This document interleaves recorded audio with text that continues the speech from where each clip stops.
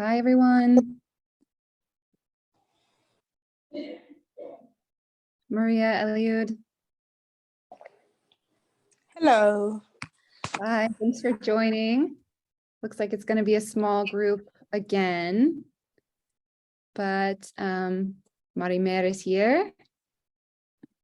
And you all know me, so I will pass it over to her. Thank you. I'm really excited to be there with you. Actually from Mexico City. So hello from Mexico City. I think I'm not sure. Here we are at 11 o'clock in the morning. Not sure which time do you have.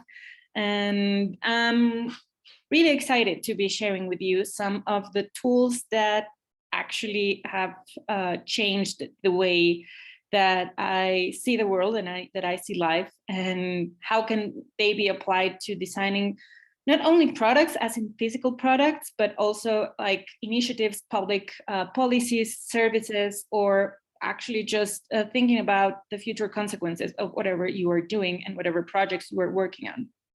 So I'm gonna start by introducing myself. I'm Marimer, actually my name is, a telenovela name is Maria Mercedes, but Marimer is how everybody tells me or talks to me. As I've said, I'm in Mexico City. My origins come from international affairs. I'm an international affair major, but then I'm a very curious person, so things didn't become static for me. After a brief working in a small United Nations program here in Mexico, I went into the dark side of public relations, public affairs, and communications. So that's where I started doing a lot of work in storytelling and crisis management. I like to say that's where I started thinking about the future, but only the bad parts, like what could go wrong for different issues. For the last 9 months, I've been running a boutique consultancy called Meraki. We do narratives and strategic thinking. And for the last 3 years or so, I started going through down the rabbit hole of future thinking and strategic foresight. I'm not sure if one of you have heard about this.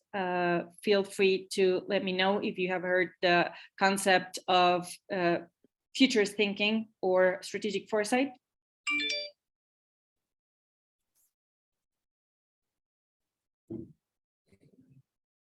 I'm going to take the silence as a no, and I'm happy to hear that, because that way I can introduce it to you.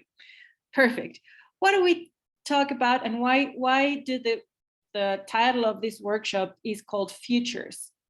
Well, because there's a discipline that has been around for decades. I'm going to say that it started after World War II, when different academics started thinking about what's coming and how to plan ahead into the future. And one of the things that is a common ground for all is that the future can't be predicted because it doesn't exist. That's one of very famous futurists called Jim Dator, first law. But what we can do is think about possibilities, think about alternative futures, and think about what could come, and be able to prepare or be resilient to handle uncertainties. Because even though we know the future doesn't exist, we know there are going to be uncertainties. And we know that there are hints in the present. The future is what we build up in the present. So sorry if you can help me going through the next slide. I'll go with a very more academic definition of what is future thinking. Future thinking is a creative and exploratory process that uses divergent thinking, seeking many possibilities, answer, and acknowledging this uncertainty.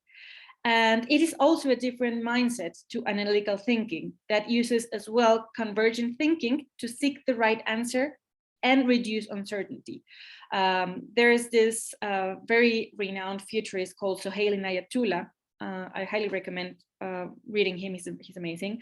But one of the phrases that I really like that actually helps us think about what futures thinking is that with futures thinking, we change the present. it has also been acknowledged as a capability from UNESCO as one of the top capabilities that we need to be training. We all have it. It's not something that one of us have it and others don't. It's something that we all have. We all prepare in advance when we see that we think that the clouds are telling us that it might rain. So we prepare and take an umbrella. But we also can use it and can train it and reinforce it to be better at looking at the present and see what the future will look like if things remain as they are running right now. So that's my first invitation, and what I try to push with this kind of workshops is to be first to be able to recognize our futurist thinking and to be able to look at hints in the present that might tell us what the future will look like, or make changes to prevent some future that we don't like. Can we go to the next slide? Thank you. Oh, no, there's something up there. I don't know why. Oh, no. Go back to the slides and I'll go to the next one. So what are we looking for in the present? We are looking at two things: trends and drivers of change. What is a trend? A trend is a word that we use a lot. We use it a lot to talk about what's trendy, what's coming, and marketing fellows use it a lot about, like, what's coming now. But from the future thinking perspective, a trend is a combination of little signals that show us an emerging or ongoing pattern of change. One of the most interesting things about trends, looking at that perspective, is that they can be reversible or redirected through shifting habits, regulations, or business strategies. They are dynamic by nature. They can be bent and shaped over time. There's a concept that futurists use a lot that's called use futures. And these use futures are like the images that they present to us as like a monolithic future, like the future of work is remote, or the future of climate change is this one, like the future of water is how to navigate with scarcity. And what a future thinking perspective allows us is to make sense of these trends and try to expand the possibilities. Yes, this one is a possibility, but there are others that we are not seeing, and there are different patterns of change that we need to be recognizing. So on the other hand of the trends, we have the next slide, please. Our drivers of change. They are a long-term dynamics that shape or compound trends. So if we mix 2 or 3 trends, we can start looking and seeing these drivers of change unfolding into our eyes. Their progress is slow. It takes a long time to consolidate, usually decades. They help us set deep level framework for understanding relatively shorter term change. So we are going to be playing with a couple of trends and drivers of change that have been looking around for the previous weeks to see what could be the consequences of these things that we are seeing now if they become permanent or if they keep growing up to the year 2035. So one of the things also that one of the other rules of Jim Dater by thinking about the future is that a good idea about the future needs to be ridiculous. What am I talking about being ridiculous? I always make this very simple analogy that if I had a coffee with both of my grandparents and started explaining them about non-binary, like people who acknowledge themselves as non-binary, for them, that would be just something very difficult to actually try to think about, because by now they would be more than 100. So 100 years ago, the idea of having these conversations seemed ridiculous. So that's what I think, that's what I mean when being ridiculous. So my first invitation for the next part of the following minutes would be to look at these drivers of change and think of possibilities without the fear of being ridiculous. Sometimes we think that the future will be something that happens to us.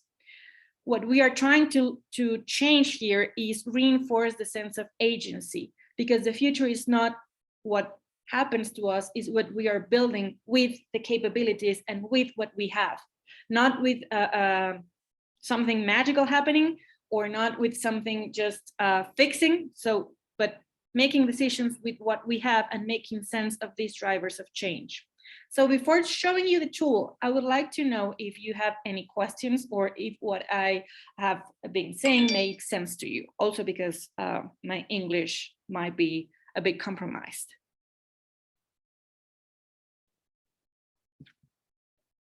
So if you have any questions, please, okay, I see no.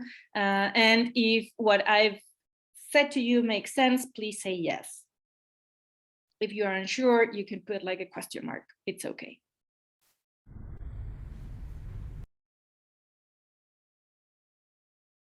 Yeah, I think I had raised my hand, so let me just go. Thank you, Elliot. Yes. First of all, we can definitely get you clearly, so no issues with the English or anything, and the network is also clear. And just first of all, thank you so much for this so far. This concept was new when you started, but I think I'm almost trying to connect to something I've learned before. But just my question would be, especially on what you've covered so far, is now when you're thinking about trends, so there is this whole conversation around some trends that actually last and change the way we do things, and others that are just a wave that will die out sooner than later. How are you in a position to, how am I able to tell the difference between trends that will actually shape the way we do things as humanity from those that will just die out in a few months or years, and then so that you don't really have to focus on, changing your life towards them? Maybe that would just be my question so far. That's a great question, Eliud. And I can relate, because sometimes we get a lot of trend reports that show the reality mostly from the global north. So when you think about how that would be applied to your reality, it doesn't make that much of a sense. I'm putting an example. Everybody's talking about like automated delivery and drones delivering instead of people. And when I think of Mexico's reality, if you have a drone in Mexico City, it's very plausible that the drone will be either robbed or copycatted, and we will have like a pirate version of that drone. So that's our reality, and that's how that trend could evolve or not evolve in here. So my answer would be, look at the little things in your context, in your society. So these trends are a good guide to see what's happening, mostly like, for example, technological issues or aspects, but then just start looking for these little hints of change in your society. Where can we find them? This technique is called horizon scanning. So you can look at them in Reddit, in conversations, one-on-one conversation, what's been said in streets, behavior, what's happening in gatherings, what's happening in, I really like, for example, looking at younger groups, younger generations, and see what they are actually doing. And that way we can make sense of these big trends and see if those are ones that apply to our reality, or we should be looking or making adjustments to analyze them from our perspective. I'm not sure if that answered your question correctly. Yes, it does. Thank you. And it's really important for us to look at or think of the consequences of what these drivers of change are creating. And by consequences, I mean good consequences or bad consequences. Now, it's very interesting that we are starting to see this conversation about artificial intelligence and what all the things that they have. Like, they are very limited depending on who created or who is feeding the artificial intelligence. And that's a consequence that could be anticipated if we did a lot of this future thinking exercise. So that's what we're going to do at this workshop. So I had this tool that I really like that's called the Wheel of Futures. We have a lot of tools in future thinking and strategic foresight. There's a lot of tools to be made. I like this one because this one allows us to be short in time, but it's also powerful. So if we can go to the next slide. And also because this one's really applicable. Oh no, I'm not sure why it has, oh, it's weird. This one, yeah. Thank you so much. So the Futures Wheel was created as one of the tools of the Millennium Project. The Millennium Project is a gathering of futurists that has been doing reports and trying to do forecasts or scenarios for the next 50, 100 years. And they have a lot of tools available for us to be working here.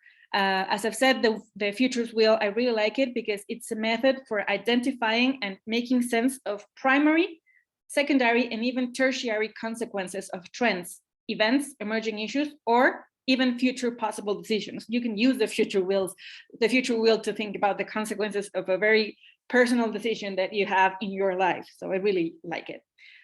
It's a tool that's used by futurists, teachers of future courses, corporate planners, public policy advisors.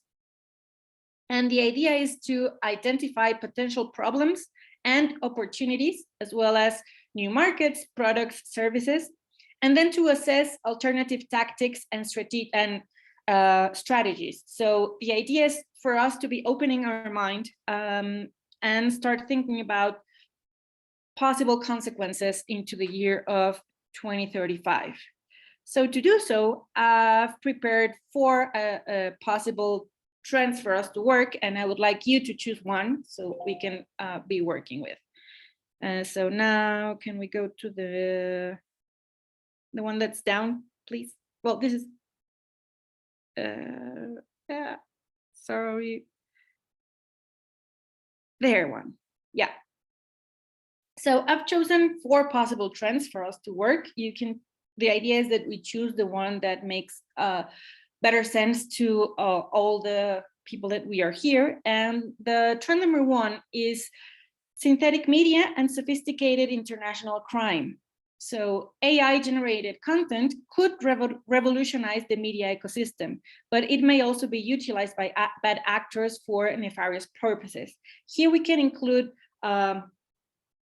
the possible consequences of a very sophisticated fake news apparatus, or what can that, I don't know, affect the decision making of our society in terms of corruption, in terms of making our politicians more accountable, in terms of our very own decisions, depending on what we are seeing, because deep fake technologies, AI generated content, and there are a lot of other things happening right now that if they could evolve, could have a branch of more sophisticated international crime. The trend number 2 is the one that is really flashy right now because it's around the metaverses. I've joined it as XR and digital communities. These extended realities that may come from VR, augmented reality, the metaverses, etc., have the potential to change the way people interact with one another digitally and redefine social interactions as we know it. So if we go to the next, just like to the right, I'm not sure if that one, yeah, thank you. The trend number 3 is what everybody is talking about. That's the long-term economic instability. What could happen to our society if we have long-term inflation, climate change consequences, and the logistic crisis affecting the economic environment of the region. And then we have trend number 4, that's called disenchantment with politics and decay in trust. We have younger generations that are pulling apart from political parties, avoiding traditional politicians, and mistrusting government. So what could happen for the next 13 years if this continues to happen? So which one of these trends makes sense to you for us to start working in the Futures Wheel?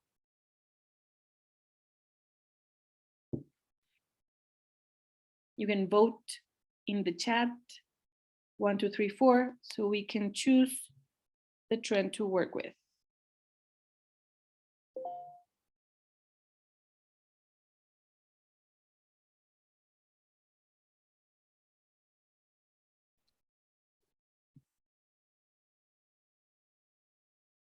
Okay, I'm seeing 4 might be the winner.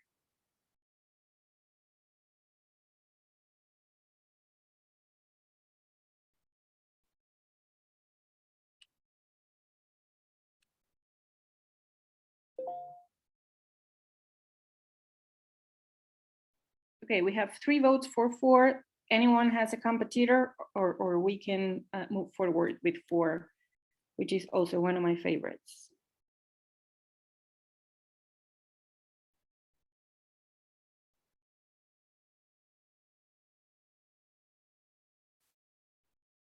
Perfect. So, Sarah, I'm gonna bother you again, but if we can move to the, thank you. So it's time to start co-creating because this is a workshop. So my first request is for you to think about the year 2035. So we are 13 years in the future, and try to imagine how does it look like, the sounds, and more importantly, where can we create new public policies, services, or products? With that in mind, start thinking about possible and probable consequences about the disenchantment in politics and politicians. So I think I really like this trend because I think that's one that one way or the other, every single country is being affected of it. At least in Mexico, younger generations don't want to just don't want to have anything about to be with politics and information and everything around it. And it's very interesting to think about the consequences. So I'm going to show you the futures will. If we can go to the left, to the right, I'm not sure, and a bit up. Oh, thank you so much. So this is our tool. And it's, I hope that you find it as friendly as me. So what we do is we put the trend, the decision or event in the center, and we start brainstorming about possible direct consequences. So if this grows for the next 13 years, what would be a possible direct consequence? And we put a post-it in each one of the circles that says direct result. I'm also going to add the, I'm not sure if anyone is related to this tool called Miro. I'm putting here the link.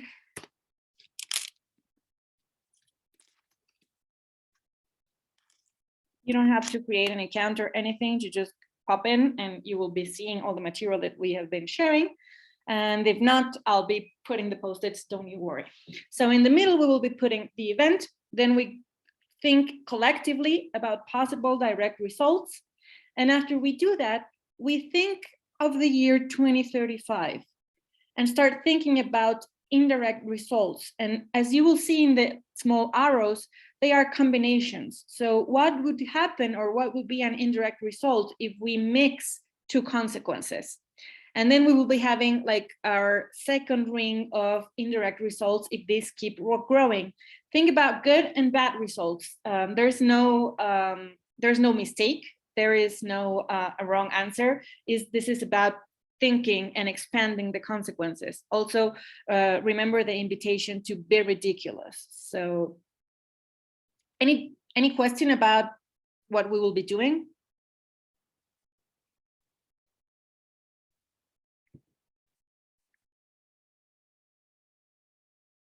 No? Okay.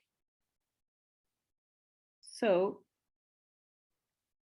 now if we can move into where it says team 1. No, I think, oh, probably stop presenting, and I'm not sure. No, I was talking about the Miro, but Or Sarah, if you make me host, I can share it from my Miro.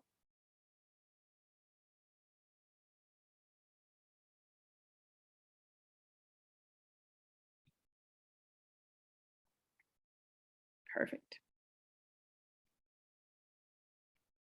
So we are here.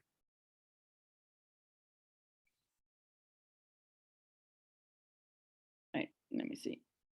I'm not sure why here is pre-filled, but let's ignore this. I'm gonna be using these post-its to think about the first direct consequences. So what would be a direct consequence of disenchantment with politics and decaying trust for younger generations? Who can tell me the first thing that pops into their mind?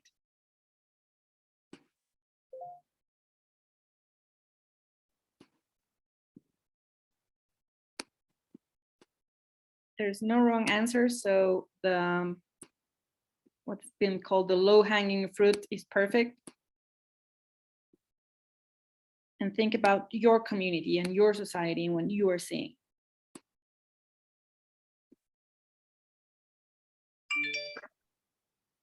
Okay, let me give it a try.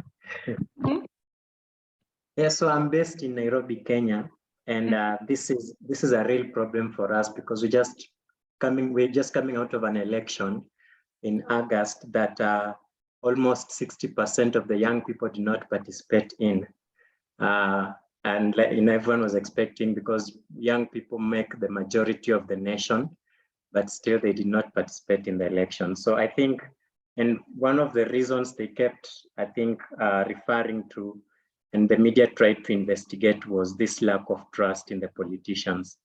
So I think maybe the immediate outcome, or yeah, for me would be that failure of a failure to participate in the democratic processes, or yeah, in elections and the likes. Yeah, exactly. That's very good. Okay. Anyone? Another one, another possible consequence.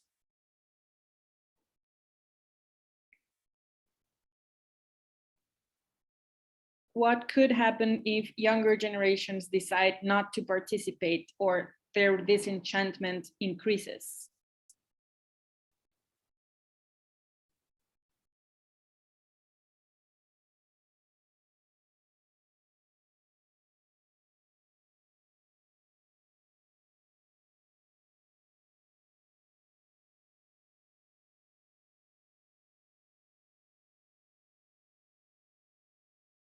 I'm going to say, Samuel, do you have any idea? I just said Samuel because you're in front of me.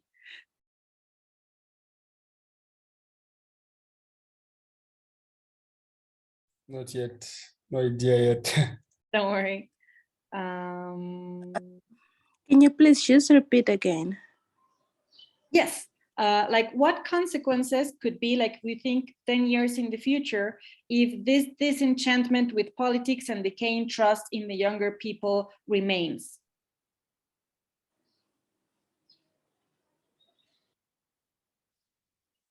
Eliud here said failure to participate in democratic processes. What else could happen? I'll probably think of collapsed economy. I mean,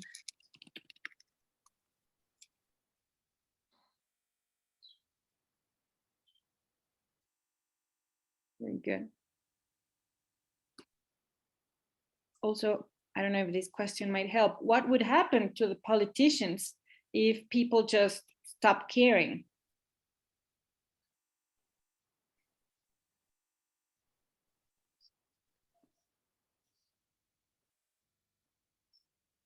So they won't have a clear understanding of what problems to solve in society. They won't, okay, lack of clarity.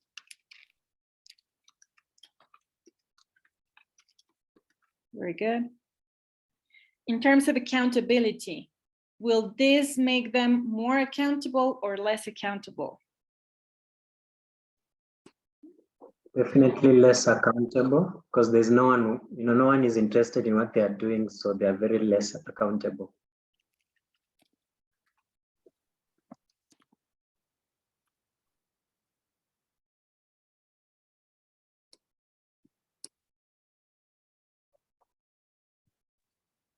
In terms of like civil society,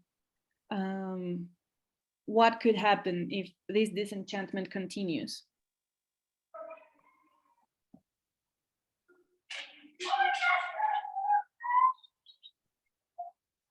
Maybe I would add a lack of security or collapse in security. Mm-hmm. Very good. Or yes, reduce law and order. Yeah. Very good.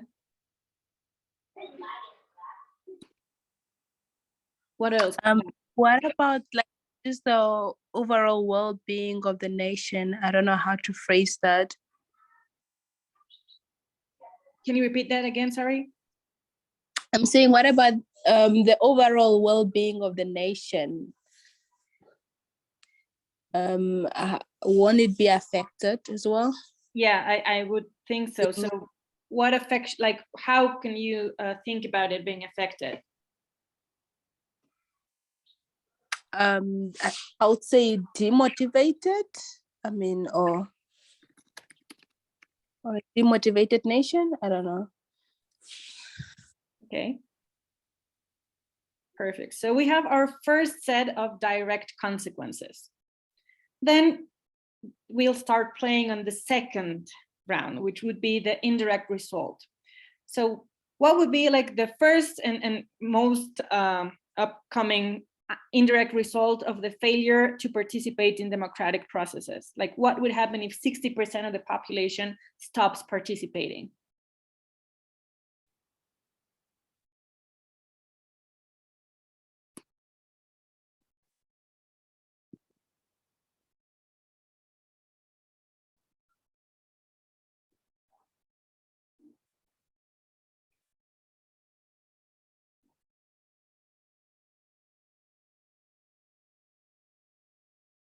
Yeah, on representative elections, says Sarah.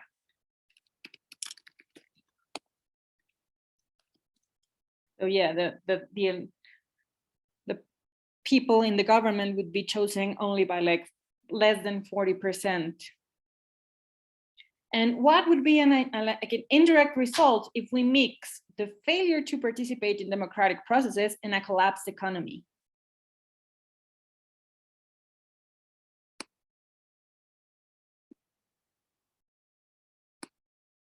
I'm thinking, I don't know, just thinking resource allocation will definitely be affected because usually there is the national cake that is supposed to be divided, to each constituent of the nation. And so now that they're not participating, so the policymakers are not getting the insights they need to direct the national resources to the particular areas. And you have also the economy that is not doing so well, then there is just affected resource allocation to the citizens. Yeah, very good. What other indirect consequence would be if we combine the failure to participate in democratic processes and a collapsed economy?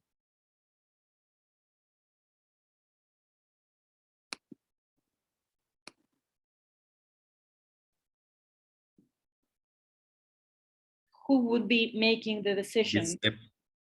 Yep. Or maybe state capture. The few resources which will remain will be allocated to the elite or that. Yeah. Also very good. And now we move. What would be the indirect consequence of a collapsed economy?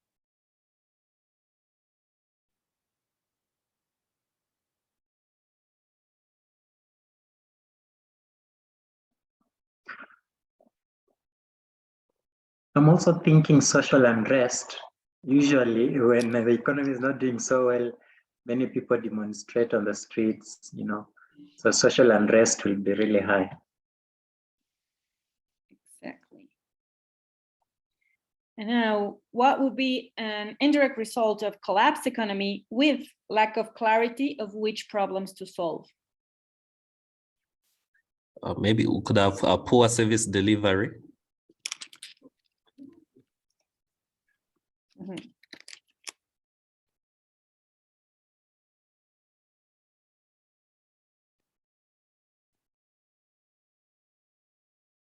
Now, I'm going to go here. What would be the consequence of lack of clarity of which problems to solve?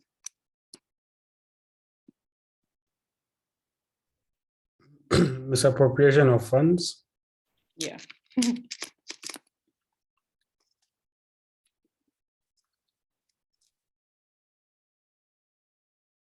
And if we make, yeah, go. Yes. Anil? It should be misappropriation. Misappropriation. Thank you.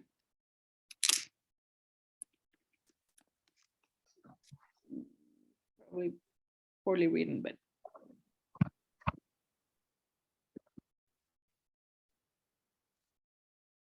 And if we combine collapsed economy with lack of clarity, again, what would be a second consequence?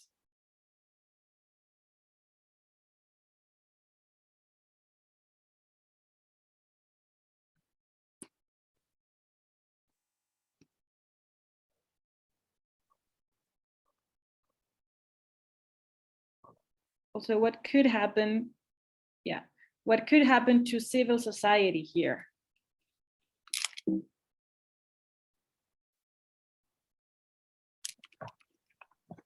What do you mean by civil society? Like organized people that doesn't go exactly or necessarily with government, like people organizing to do something. Will they be organizing, or they won't be because they don't care anymore? Yeah, I think civil society organizations will be affected. I mean, I'm just thinking, because most of them rely on the formation of these civil societies mostly rely on the participation of the people, and also they also rely heavily on the support from the government. And so I'm just thinking definitely the civil society will be affected. We'll have probably them doing less support to them as well, and so collapsed civil society, space as a whole. Mm-hmm. And what would be the consequence of having less accountable politicians in your region?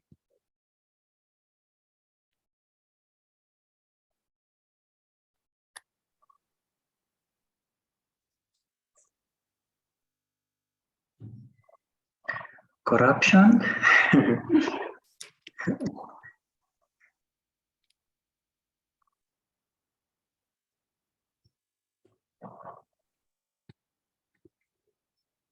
What else would be a consequence of having less accountable politicians with lack of clarity of which problems to solve?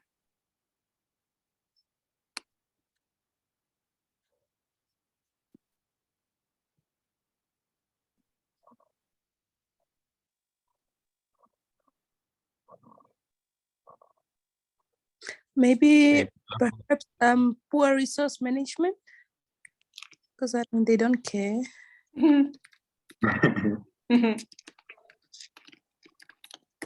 Yeah. Yeah.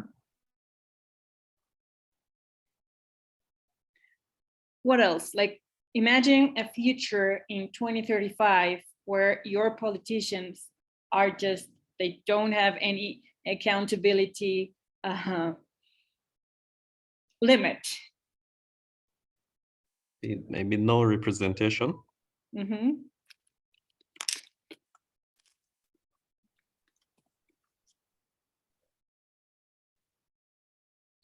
Also, who would be chosen? Like, if we don't have a lot of participation, who will be elected? Yeah, bad leaders. Because yeah, I think when more people participate in an election, usually we end up having a leader that is supported by many people. Chances are they're actually good leaders. But if you have less people participating, then definitely you end up having just bad leaders in general, because they've been voted in by a very small population with their own personal interests. Yeah, that's another one. Personal interests over general interest. And you said something here, and I think that this is a combination between the overall well-being and the failure to participate, because the ones that would be electing people will be the elites. Yes, yes. So that would be like an increased power of the elites. Yeah, that's true. So only the people closest to this, politicians will actually vote them in. So their power, definitely that gap, even the gap between the rich and the poor will really be wider, because only the people who are closer to these politicians will be participating. Then that gap will really grow. I don't know where we can fit that. Mm-hmm. Yeah, and like increased gap.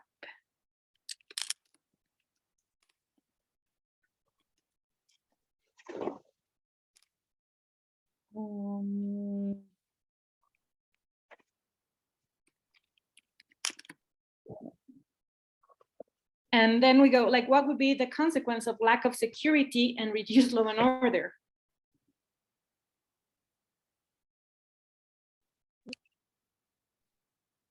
Emergence of armed groups. Yeah. Whoa. Yeah.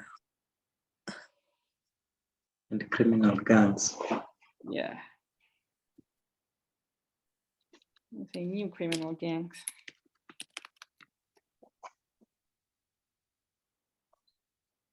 So we have now our our consequences for 2035 if this continue to happen. So the next step, and we will try to go quickly with this, it would be like, what are the biggest risks and opportunities that we see in this set of consequences? So we have a matrix, that the opportunity and probability matrix. So which of these ones that we are seeing do you see that are the more probable with what we are experiencing now, what you are experiencing now in your society? What would be the more probable consequence to be happening in the next 13 years?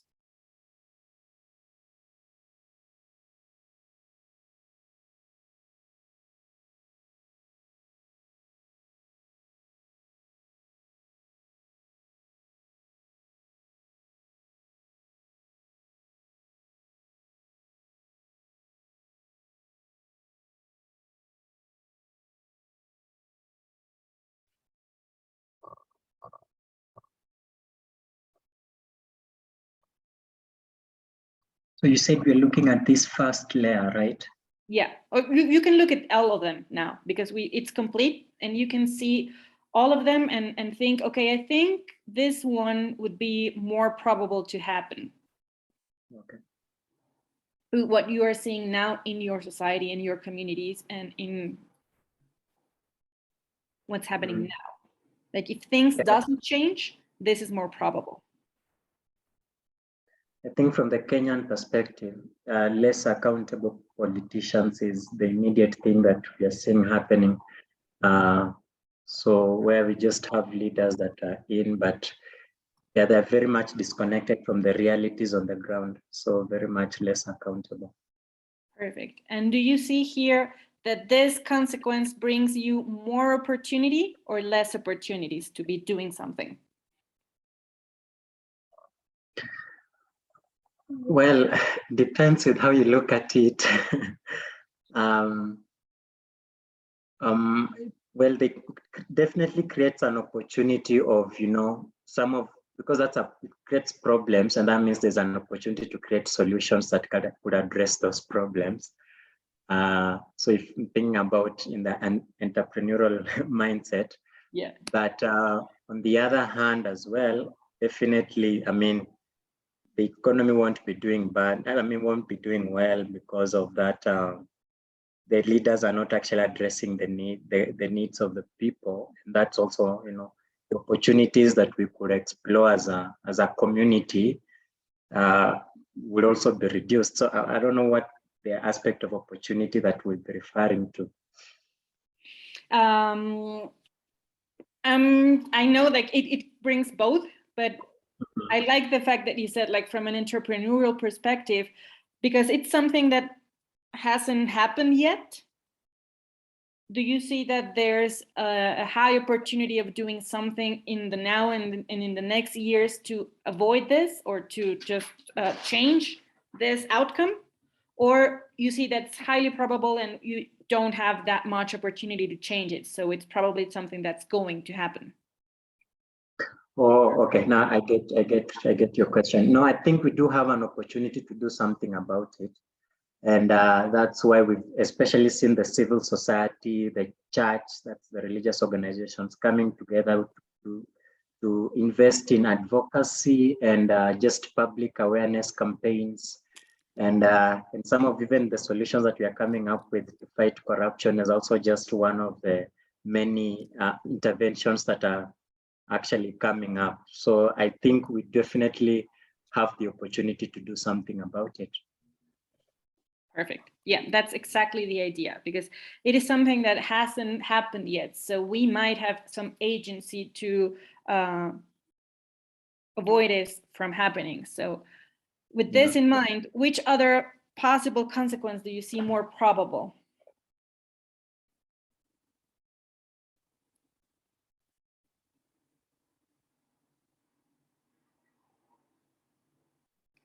And that you want to address with this positive entrepreneurial perspective?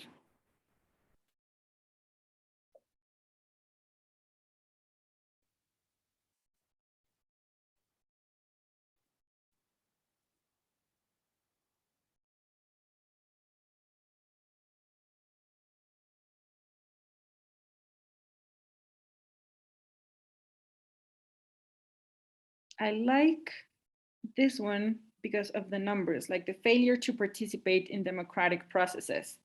And I think that everybody agrees on that this is something that's highly probable that it could happen in the next 10 years. But do you see it like something that you have a big opportunity to do something about it, or no?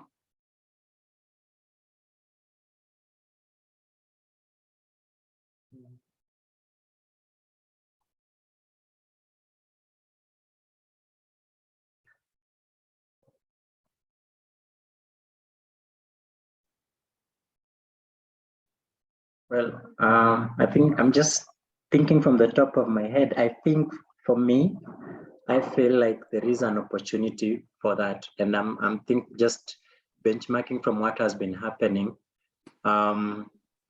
Most of the time, you feel like the young people are not, but failure to participate is just due. Sometimes I don't see the value of it, and so if you're able to create an initiative that can show them that this is the value for you, this is the incentive for you to participate in this process, then yeah, definitely they will see the need for doing it.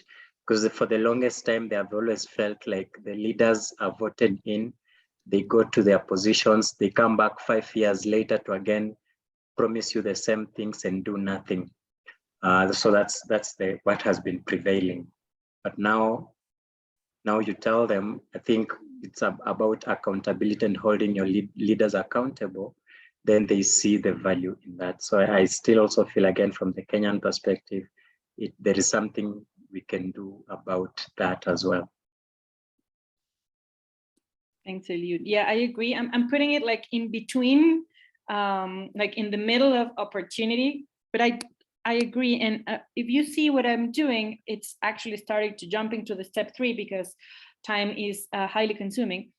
And in here, there is this question that you're already answering, like what steps can we take to increase the probability of this occurring? And here you could put the invest in advocacy and anti-corruption campaigns, the creating initiatives that show the incentives of participating. So this is where these consequences start making sense into trying to shape an initiative to stop this unwanted, or in some cases wanted, consequences in the future.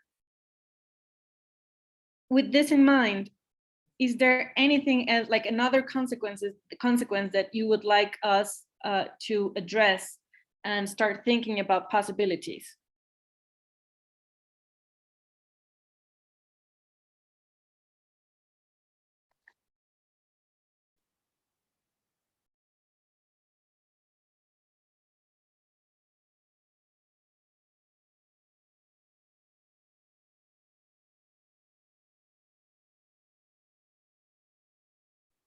Like if we see, for example, civil society with less support or collapse, or misappropriation of funds, what would you think would be like a kind of game changer for you in your country or the work that you are doing?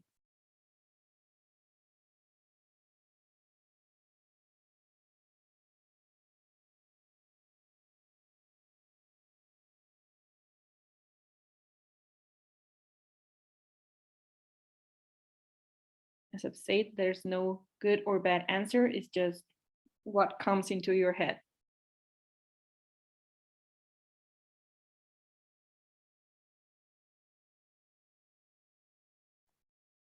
Well, I've seen somewhere corruption. I think it's that's critical.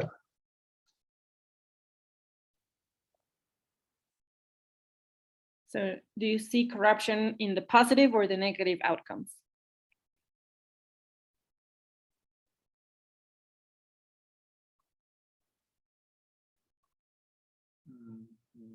Negative? Yeah, I think so. Because I also do believe that it's one of these ones, like it has a high impact and high probability. Yeah, that's right. So in here would be like, what steps can we take to decrease the probability of an increase in corruption?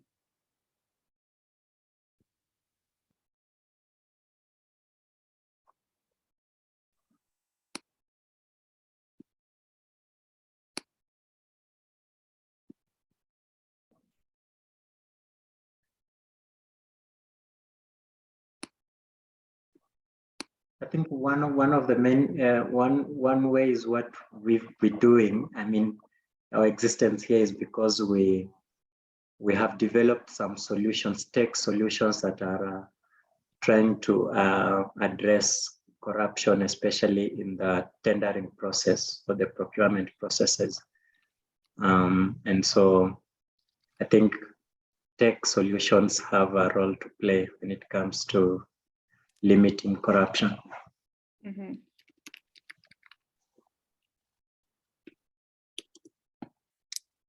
Perfect. And now just in terms of time and to move forward into a design product, I'm gonna, if you're okay, like we have three options or three possibilities to think about the product. We have the advocacy and corruption campaigns. We have the initiative to show the benefits or the problems of not participating. And we have the tech solutions to address corruption from the procurement phase. Here we have like a canvas that help us start the design of this product, policy, service, whatever you want to do. So what we do is we put this thing in the middle. I'm gonna copy this one just because it was the last one. And then we start thinking about what kind of impact do you want to make with this tech solution? And how would this impact be measured? So if we are creating a tech solution to address corruption from the procurement phase, what impact do you want to make?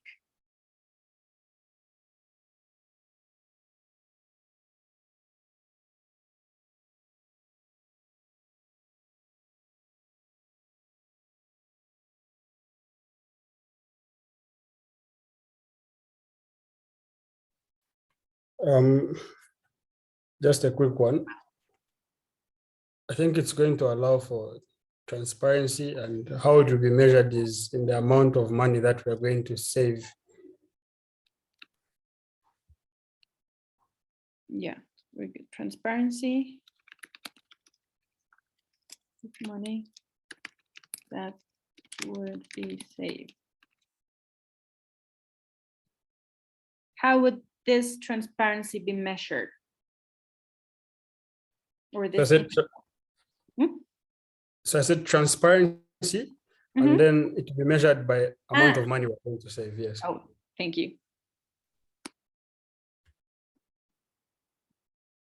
Agree. Also,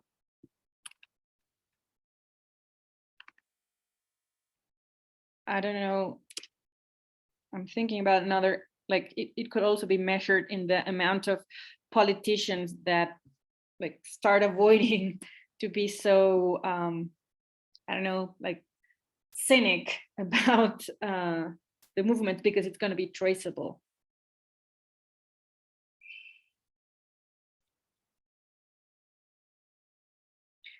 Then, like, what would make this product unique, and how does this product make sense in the future that we stated in the futures will?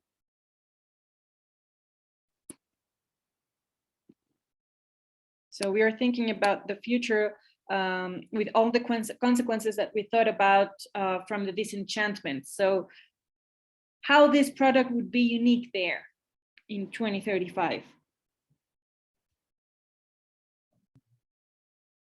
I can give it a try. I'm thinking the future will be highly digitized. And so because of that digital aspect, the digitization that will definitely be highly penetrated in the future, then the solution will be very much accessible by most people in the future, because it's a digital solution. It's a tech platform, which is a digital platform that can be accessed over the internet. So I think that makes it, the uniqueness is the fact that it's actually leveraging technology. And I think it's appropriate because the future will be full of digital penetration in many areas. And now it gets to flourish in that space.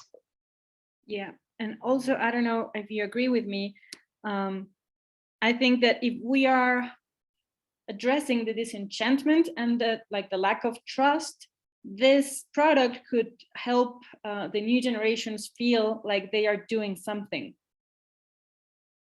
that their voice is heard. That's very correct. Yeah, it's true. I agree with you.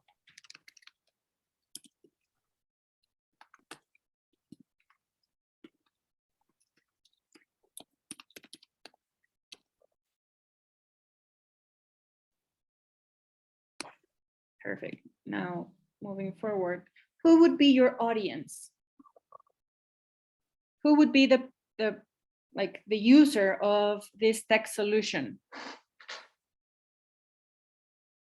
What does it look like? Like, what motivates them to take action, to be informed of what you are doing?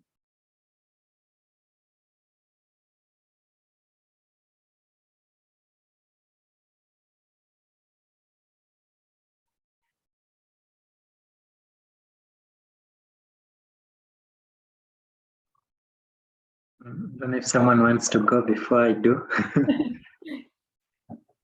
Yeah. But yeah, I think for me, it would be the government. So the government ministries or government institutions would be the audience, the main users of this product. And what motivates them is especially in the Kenyan perspective, again, I keep using Kenya because that's my country. We have this government that has come in, which is very much focused and passionate about fighting corruption. They've been openly saying that throughout their campaigns. And so they'll definitely be eager to see what solutions are available for them to use in the fighting of the corruption. So they definitely have the interest in fighting the corruption. And so such a solution will definitely interest them.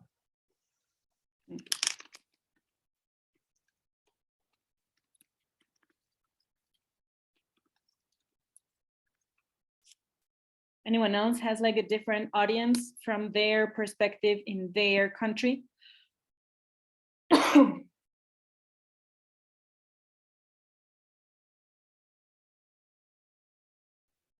The public.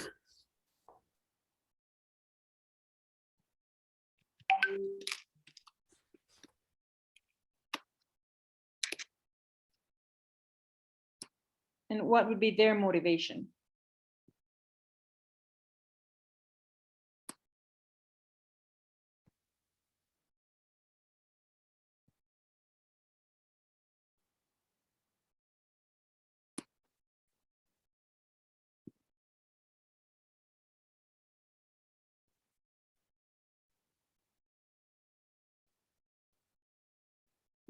Like, why would they like to use or know about these tech solutions?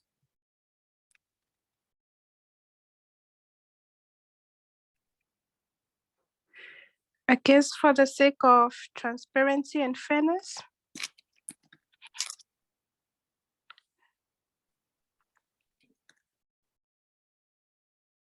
Very good. Now, what kind of talent do you need to develop these solutions? Which skills would need to be developed?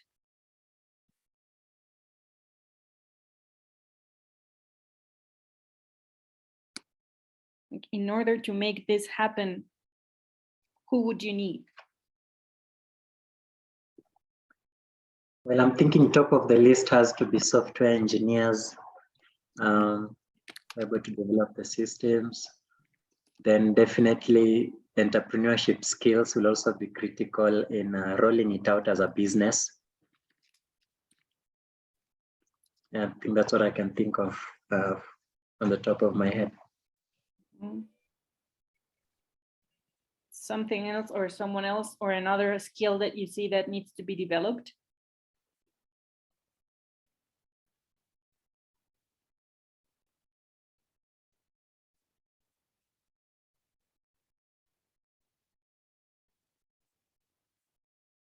If not, we move to the like the most complicated part. And this one is just for you to start thinking, like the revenue, how it will be funded. Like, where can we find the funds to create what we need to create or to develop what we need to develop? And is this a solution that allows you to have multiple revenue streams or just one?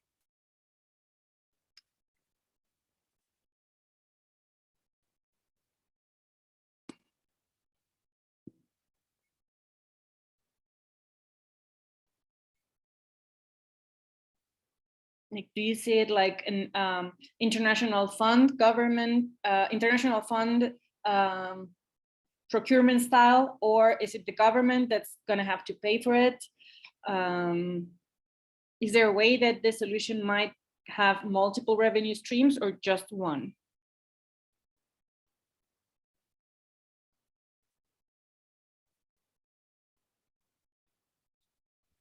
So the thing is that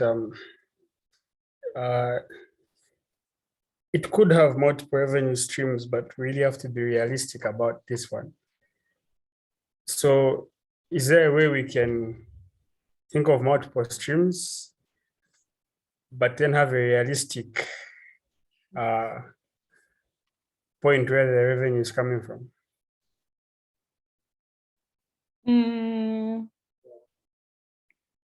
So if I'm understanding correctly, like what you're saying is like, it would be ideal to have multiple revenue streams. However, now you see them like it has to be like funded by the government? Yes. Okay. This is.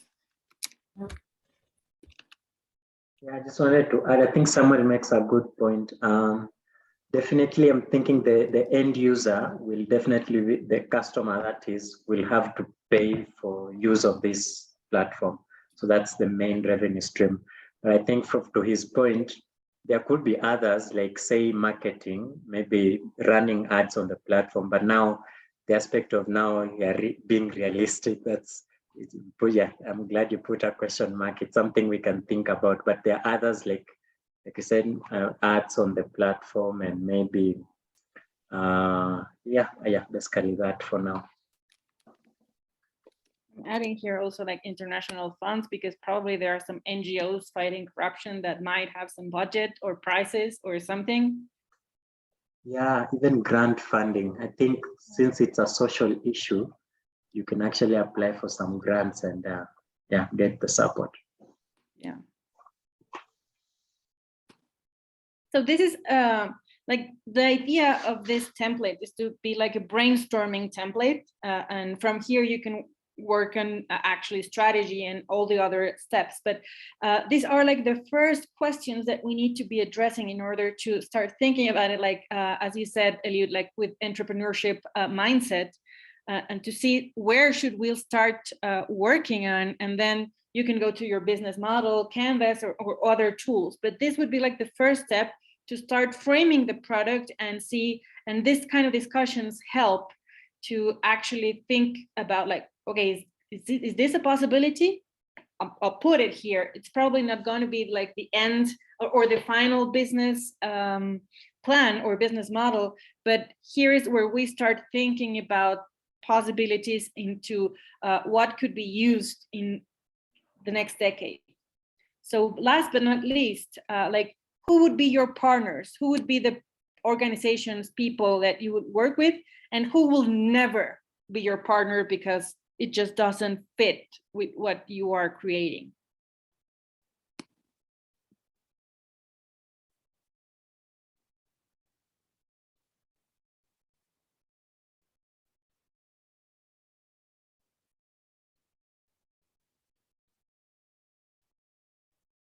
So is there like an ally or a partner that you see now that this would be like my top of mind, and this one I would never sit down with?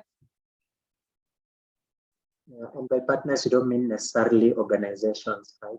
Could be any other stakeholder. Could be any stakeholder, yes. Okay. So I'm thinking citizens, critical, I think will help me in the monitoring of whatever is going on. And then the other key stakeholder would be, of course, there are these institutions, like in Kenya, we call it the Anti-Corruption Commission, which is a commission that is actually put together to fight corruption in the public sector. So I think it will be a good ally because we are doing on more or less the same thing. And the final that I can think about is definitely the main customer, which is the government institutions, will definitely also be a key partner. Now, I can't think about who someone I can never work with.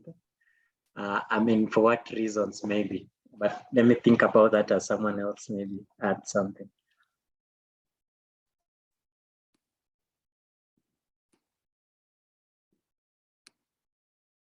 Yeah, just to help you, like, for example, like with ones that we never work, I'm putting some examples of my society. Like there are some key, key corporations that have an ancient history of facilitating corruption.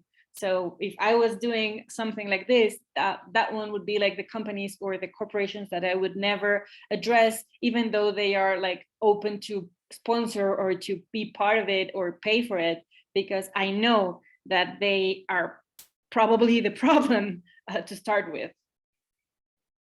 So that might help you think about like, okay, I'm never working with this kind of institutions, corporations, or stakeholders.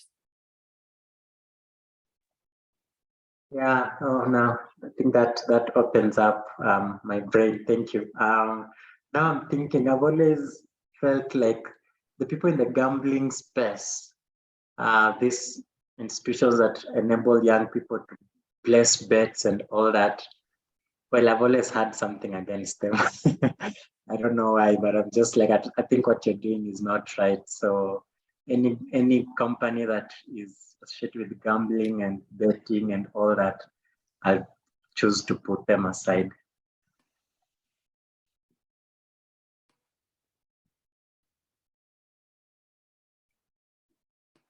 Perfect. Maybe you can put in also special interests. Mhm. Any organizations or people who have ties to government. Yes. So any special interest groups. Yeah, I agree. Like anyone who might be interested in not having any advance in terms of corruption.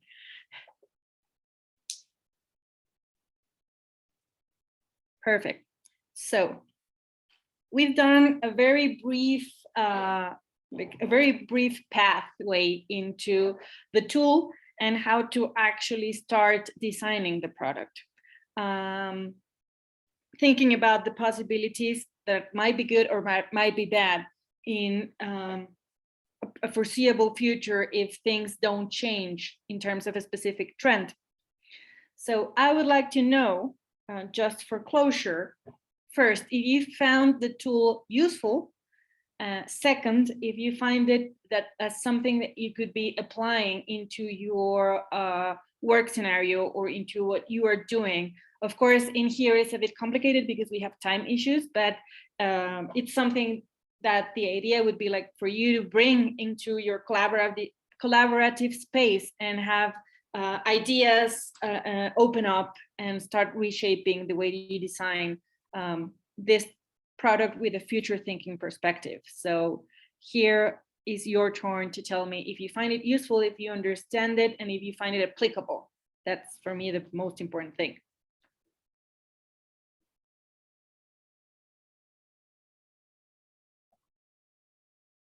Yes, allow me to go first. Well, you know, from where I'm sitting, I'm just like, why am I just hearing about this now? Because I'm just like, I think I find it very useful and very much applicable because as an entrepreneur, we are creating solutions, and most of the solutions we are creating, that we're actually creating for the future. And so this kind of thinking or this framework or model that we just learned today, I find it very useful, especially when it comes to helping you build on your idea, because most of the time, as young people, most of us here are young, we tend to have this many ideas come to your head at any given point. Some implementable, some can't be implemented for whatever reason. And now this tool actually helps me. I feel like it helps me to try to see what can be done in terms of thinking about can it be implemented, because after now doing all this, you see probably this is actually something that can be done. And then also, since it's helping me build for the future, I feel like it's now making my solution even more sustainable into the future so that it's not just something that will die tomorrow. So yeah, very much applicable. I love it. I'm just like, thank you for sharing this. No, thank you all for the time. I know that it's also very complicated to be like trying to foster new ideas when you are like running through time. So thank you so much. Does anyone else want to share their perspective, what they saw, if something just pops into their mind?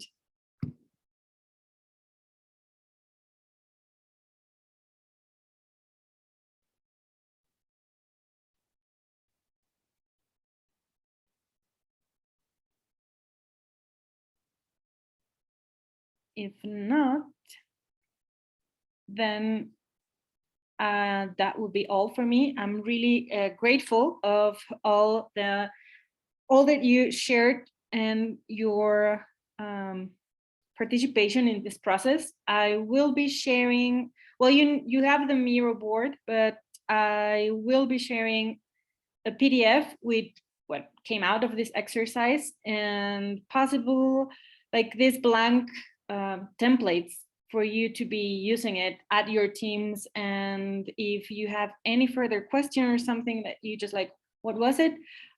Please feel free to contact me through, oh, thank you, Liv. I'm trying to see, yeah. Thank you, Letabo. I'm not sure if I pronounced your name correctly. Hope I did. I'm trying to return the host privilege to Sarah. Yeah, that's it. Thank you. Thank you so much, Marimer. Well, thank you all. And as I've said, feel free to reach me out through an email or anything else. And it was a very, like my pleasure to be here. Thank you so much. We'll send the recording around for those of you so you can kind of revisit some of this. And I've got the link here for Miro as well. And I'll send that along with the password so you have it. You can take a look at what we did today. And thank you again so much, Marimer, for joining us. Thank you. Okay, take care, everyone. All right, bye.